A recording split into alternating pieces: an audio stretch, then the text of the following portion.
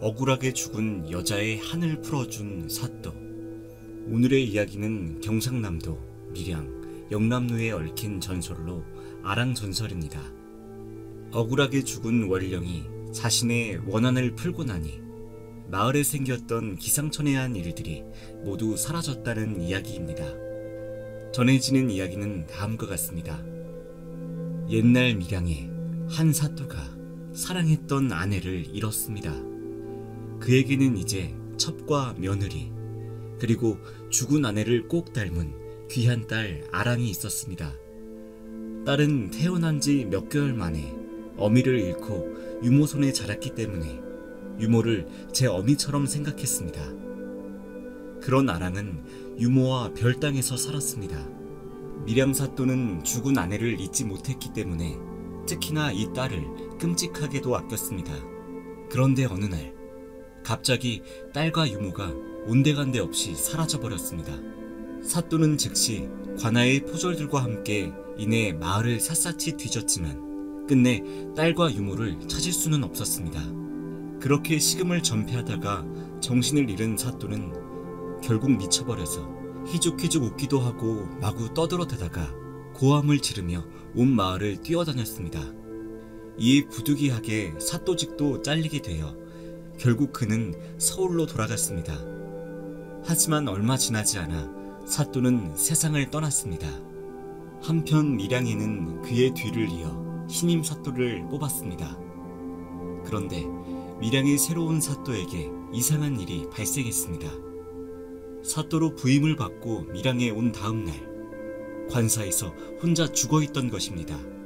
같은 방식으로 밀양으로 온 신임 사또 서너 명이 연속적으로 급사를 맞아 죽으니 사람들은 모두 밀양 관가를 흉가라고 불렀으며 모두가 밀양 사또 되기를 꺼려했습니다. 그러하자 임금이 아무리 밀양 사또를 임명하려고 해도 그곳에 가기를 원하는 자는 나타나지 않았습니다. 조정에서는 이 일로 크게 근심하였습니다.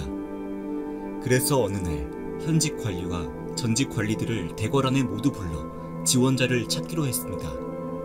그때 이상사라는 무관이 있었는데 그는 금군으로 오래 근무하다 무신 겸 선정관을 역임하여 육품에 올랐던 자입니다.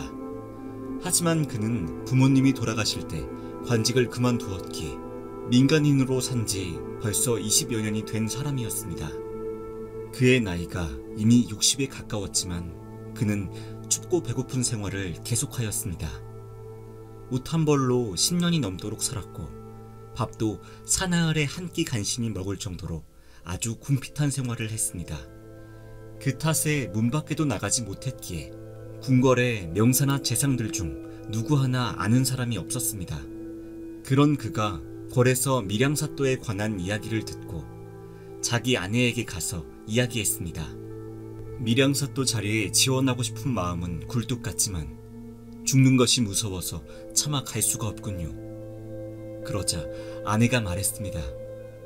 죽는 것은 매 한 가지입니다. 무엇을 두려워하십니까? 비록 부임하는 날 죽는다고 해도 사또라는 명예는 얻을 것이고 만일 죽지 않는다면 그 얼마나 좋은 일입니까? 그러니 주저하지 말고 지원하시지요. 생각해보니 아내의 말이 맞았습니다. 그래서 다음날 대궐에 나가 임금께 아뢰었습니다. 소신이 비록 재주는 없으나 밀양에 가보겠습니다.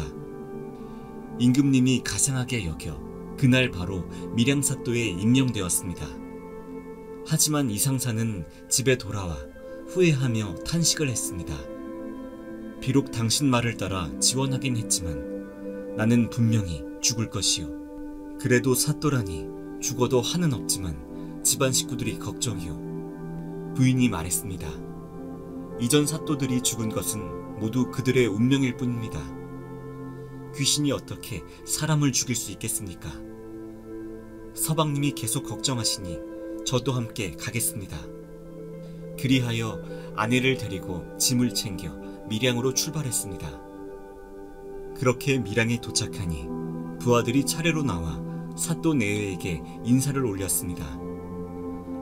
하지만 낌새를 보아하니 사또가 곧 죽을 거라 여기는 건지 반가워하는 모습은 하나도 없고 그저 얼굴을 찡그릴 뿐이었습니다. 게다가 아내까지 데려온 것을 보고는 꺼려하는 표정을 숨기지 못했습니다. 어찌됐든 관아에 들어가니 관사의 꼴이 말이 아니었습니다. 벽은 허물어져 있고 구들장은 깨져 있어 온통 엉망진창이었습니다. 정말이지 흉과가 따로 없었습니다. 그렇게 노을이 질 무렵이 되자 관가의 심부름꾼들이 사또에게 고하지도 않고 집으로 돌아갔습니다. 관아는 마침내 텅 비어서 한 명도 없게 되었습니다.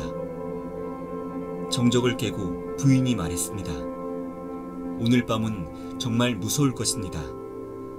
그러니 서방님께서는 안에 들어가 주무십시오. 제가 남자 옷으로 갈아입고 관사에 앉아 동정을 살펴보겠습니다.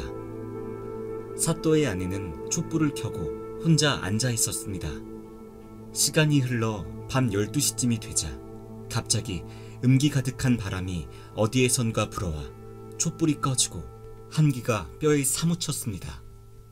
그리고 방문이 저절로 열리더니 한 처녀가 온몸에 피를 흘리고 머리를 풀어헤친 채 벌거벗은 몸으로 손에 주기를 들고 섬광같이 방으로 들어왔습니다. 여기서 주기란 교룡이 그려져 있는 방울이 달린 붉은 깃발입니다. 다시 이야기로 돌아와 부인은 당황하지도 않고 놀라지도 않으며 말했습니다. 너는 분명히 풀지 못한 원한이 있나 보구나. 무슨 일 때문에 이렇게 한밤중에 나타난 것이오. 그러자 여인은 저는 아무것도 모르고 유모와 함께 달 구경을 하는데 그자가 어디에선가 나타나서 저를 안고 겁탈하려고 하였습니다.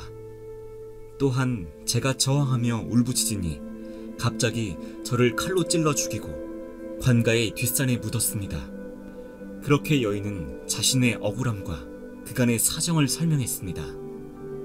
놀랍게도 이전 사또들은 여인의 말을 듣기도 전에 그 여인의 모습만 보고 모두 깜짝 놀라 급사한 것이었습니다. 이야기를 다 듣고 부인은 말했습니다. 꼭 원수를 갚아줄 테니 조용히 기다리고 계시지요. 그렇게 부인은 자신이 반드시 해결해 주겠다며 돌려보냈습니다. 그러자 여인은 인사를 하고 사라졌습니다. 부인은 곧바로 안채로 들어가 사또에게 말했습니다. 귀신이 조금 전 왔다 갔으니 이제 두려워하실 거 없습니다. 바깥 관사에 가서 주무시지요. 사또는 두려웠지만 부인의 듬직한 모습을 보고 밖에 나가 누웠습니다. 이리저리 뒤척이며 잠들지 못했는데 어느덧 동이 터오르자 밖에 인적이 많아지고 말소리가 여기저기서 들려왔습니다.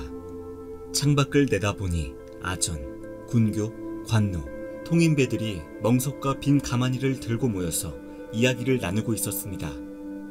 그들은 서로 네가 먼저 관사의 문을 열어라 라며 미루고 있었습니다.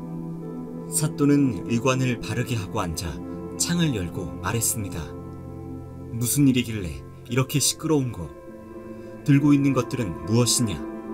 아전들이 크게 놀라 신선이 내려온 것이라 생각하고 새나 짐승처럼 놀라 달아났습니다. 그들은 곧바로 기러기나 지보리처럼 줄을 지어 서서 공손히 절을 했습니다. 사또는 그제야 어제 자신을 소홀히 대한 이들의 죄를 다스렸습니다. 이방들을 호령하고 법에 따라 엄하게 다스리니 이방들은 무서워서 감히 소리도 내지 못했습니다. 그날 밤 일을 마치고 돌아가 부인에게 어제 있었던 일을 물었더니 부인이 모두 말해주었습니다. 이것은 분명 어느 사또 딸의 원혼일 것입니다. 분명 흉악한 놈 손에 억울하게 죽었을 터인데 사람들이 이것을 모르는 것입니다. 그러니 아무도 모르게 이름이 주기인 자가 있으면 신문하여 자백을 받아내십시오. 사또는 고개를 끄덕였습니다. 다음 날 아침 이방들의 인사를 받고 우연히 그들의 이름을 살펴봤는데 본청 집사 중에 주기라는 자가 있었습니다. 사또는 그 즉시 관청에 형장을 갖추고 그 위험을 떨친 후 주기를 잡아들였습니다. 아무 이유도 없이 주기를 결박하여 큰 칼을 채운 뒤 형틀에 올려놓으니 온 마을 사람들이 크게 놀랐습니다. 사또가 주기에게 물었습니다.